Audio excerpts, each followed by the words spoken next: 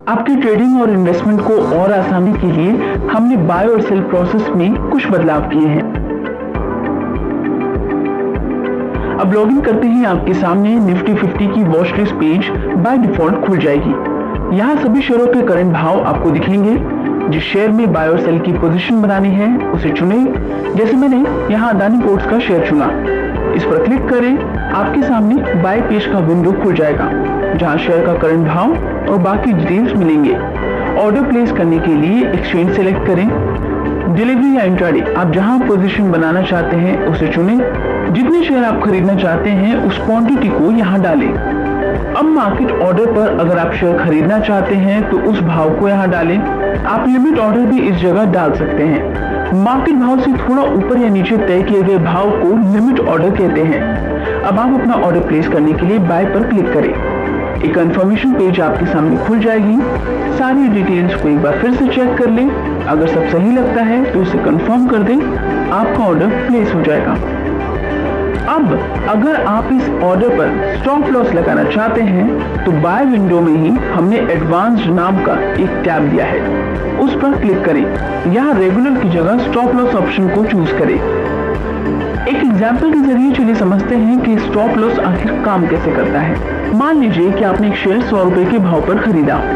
आपको उम्मीद है कि शेयर का भाव आगे बढ़कर 110, 120, 130 या उससे ज्यादा भी पहुंचेगा।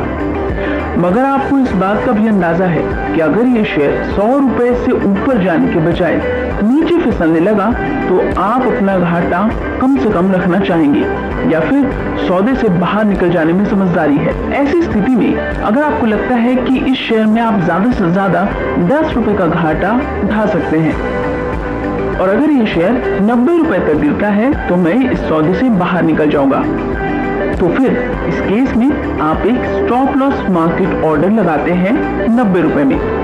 जब आप ये स्टॉप लॉस मार्केट ऑर्डर लगाते हैं तो आपको एक ट्रिगर प्राइस बतानी होती है। ट्रिगर प्राइस का ये मतलब है कि जैसे ही शेयर गिरकर 90 रुपए के भाव पर पहुंचेगा आपका ऑर्डर एक्सचेंज में सक्रिय हो जाएगा।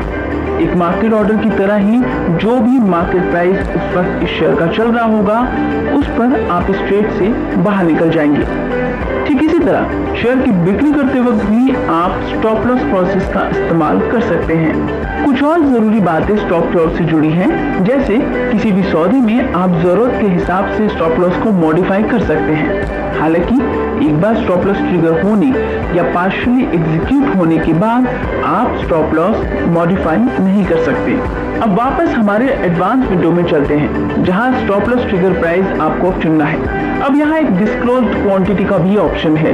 इसका ये मतलब होता है कि अगर आप अपनी पूरी ऑर्डर क्वांटिटी को बताना नहीं चाहते हैं तो आप अपने ऑर्डर का 10% हिस्सा बताकर अपना ऑर्डर प्लेस कर सकते हैं या फिर बिना इसका इस्तेमाल किए ही ऑर्डर प्लेस कर सकते हैं। ऑर्डर प्लेस करने के पहले या बाद आप होल्डिंग्स या पोजीशंस वाले ऑप्शन पर क्लिक करके अपने होल्डिंग्स और पोजीशंस को चेक भी कर सकते हैं। सारी डिटेल्स क्रॉस करने के बाद अब बाय ऑप्शन पर क्लिक करें। आप चाहें तो ऑर्डर मार्केट आवर्स के बाद भी प्लेस कर सकते हैं। अब एक कंफर्मेशन पेज आपके सामने खुल जाएगी। अपने ऑर्डर्स की डिटेल्स को यहाँ देख लें एक बार फिर से और ऑर्डर प्लेस कर दें।